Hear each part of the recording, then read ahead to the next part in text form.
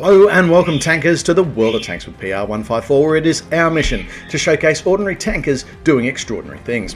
Now what follows is an edit from a recent Twitch stream where we've showcased such an achievement and had the responsible party on station to take us through what was going through their mind and down their barrel at the time. Now if you've got a replay of your own to submit and you don't mind having the opportunity to have a little one-on-one discussion about it, then please swing by our Discord at the link below and slap it on the submission platform. We would absolutely love to have you on board.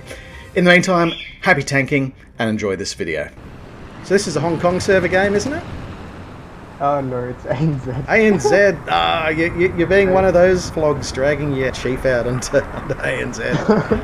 I mean, I had a really bad session the day before that and I wanted to have a few runs in the chief and hopefully get a good result. Yeah, I can't blame you. I do it as well. Actually, I take my best win rate tanks. Once my session win rate slips below 50%, yeah, I'm reaching for my better win rate tanks to try to correct the record for the session.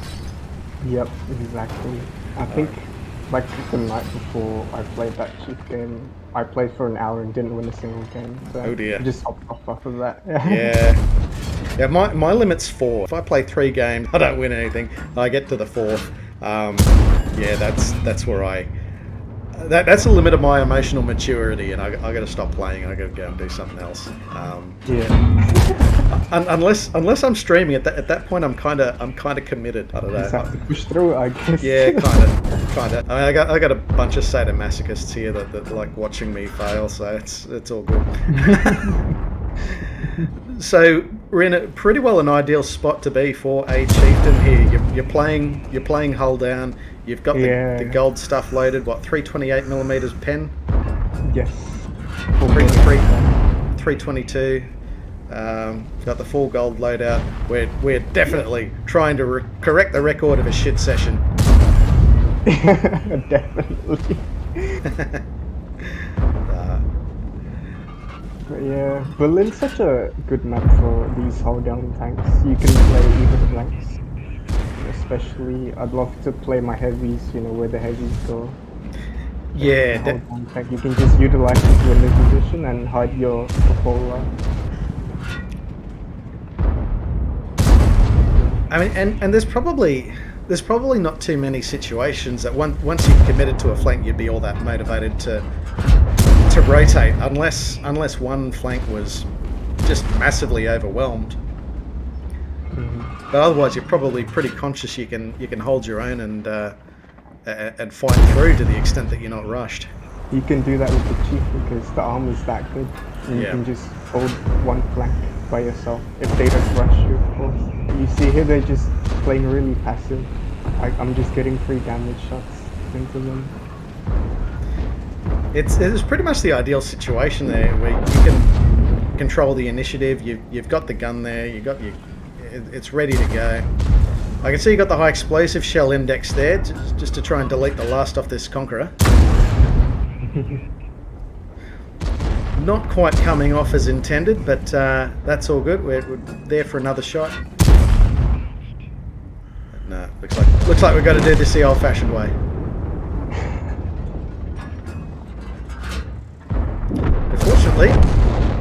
Fortunately, you're able to punch that one through the turret ring and down they go. Yeah, the Conqueror's turret got a lot of weak spots, especially in the map, but you can go through that with normal rounds as well. Okay, so 4502B looks like it's trying to face off with 703. No, it's now side scraping that corner. And E75's making its move. Yeah, here they're advancing. Yeah.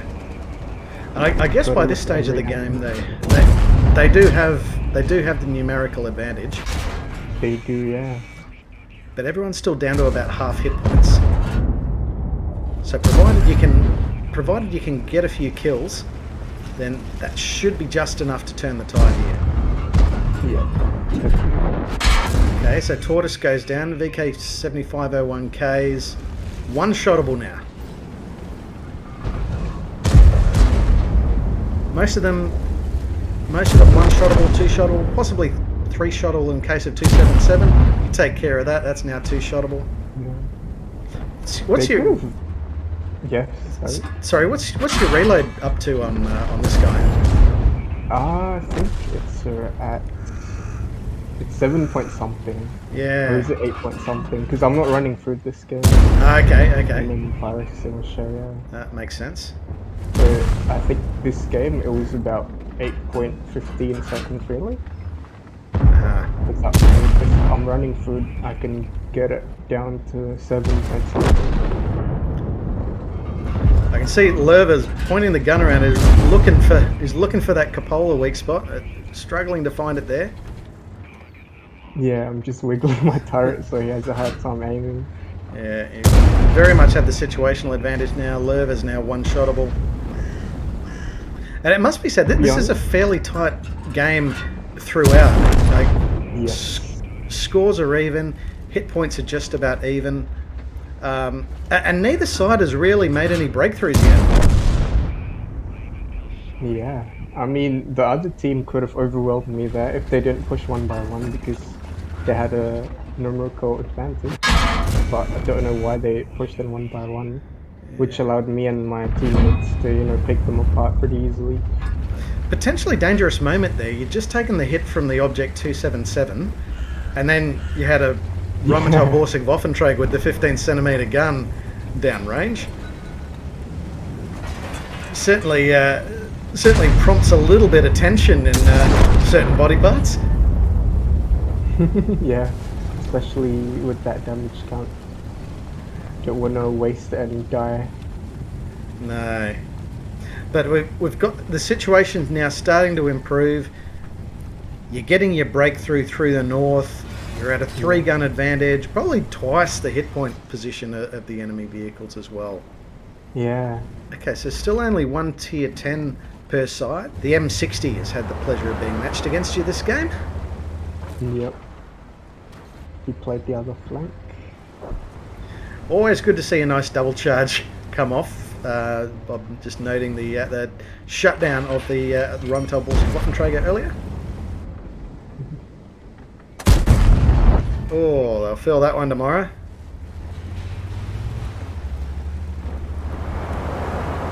I can't see it. Yeah. Most of them are low health already from the fights. Yes.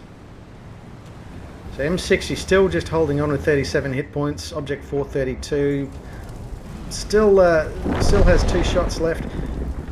And the ship tech is brought low by the enemy. Barask is playing off the F0 corners. That might be a bit of a tough one to dig out. Yeah, he's got that DP, but definitely the pen to shred me. Yes. When I'm not held down. Yeah. So still a situation you're going to be concerned about being caught out in the open. Barask, we've probably got no idea where that's rotated to at this point in time.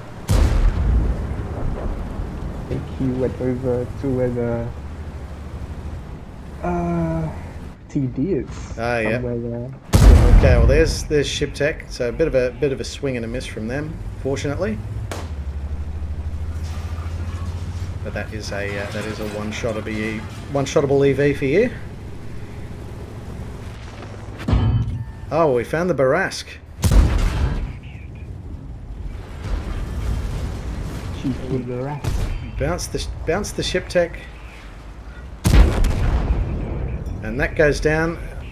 I'm not sure what happened to shot number 2 from the Barask. I think the gun trolled and wet flying. Possibly. It's common with those French tanks. Yeah. I mean, a double penetration would have been quite dangerous for your hit point position. Would have died if that happened. Yeah. They did have the advantage situationally, but and not for lack of trying. They have loaded the gold stuff, but unfortunately for them, every shot you had an armoured answer for. We do have a results page here, so yeah, unfortunately no blind damage nudging us over that magic 10,000 mark, but a very gratifying turn after a pretty shite session. That preceded this game by the sounds of it. Yep. So, fistful of medals here, Ace Mastery Badge. So, top 1% in the Chief for that week, bearing in mind that's usually a fairly talented handful of players that have Chiefs in the first place, unless they bought them, in which case, go on. Got Steel Wall, High Caliber, Top Gun, fantastic result here. Having a look at the team scores, I'm amazed. This Object 7032-122 actually pipped you on experience from bottom tier. That was Arkiz of the 1st Armoured Regiment with over 5,000 damage inflicted. Wow, they had a cracking game. That's amazing when that happens, because you sort of watch through this replay and think, man, this guy's kicking ass in the Chief, and then you... Yeah, he was cleaning up the other side, like the side near the river. They had a lot of tanks pushed through. I think he was just holding that. Yes. And just armed. A special mention on the enemy team, VK4502B. They were playing to role and position as well as they could under the circumstances. Yep, definitely. Try to make a push. I think at the moment everyone wants to see, what did it cost you? What did the turn of fortunes cost you? And overall, that's a 60,000 credit punch in the wallet, which a hell of an ammunition bill. But I guess we've got to remember the Chief is not a premium tank; it's a reward tank. So whatever you put down the barrel, whatever you consume by the crew, you're gonna end up paying for without a proportional return. But that's the thing, Chief. You're ready to lose credits if you're willing to play. Because you can't be cheap in it. Here's a dangerous thought. You've been playing for an hour. It's been a shit session. And you get the offer, right, you can have an amazing game next game, but it's going to cost you 60,000 credits. Would a reasonable player say... I'd go for it. I can't begin to state what is horrendously wrong with that proposal from the game. Hey, do you want to spend some credits to get a not shit game? But... I think most people in that situation would be quite happy to spend 60,000 credits to turn their fortunes around, with obviously no shortage of talent and management put in to achieve that result. So fantastically well done there, NoChill, and thank you very much for sharing this replay with us. Thank you for featuring it on your stream, man. No worries at all. No worries at all.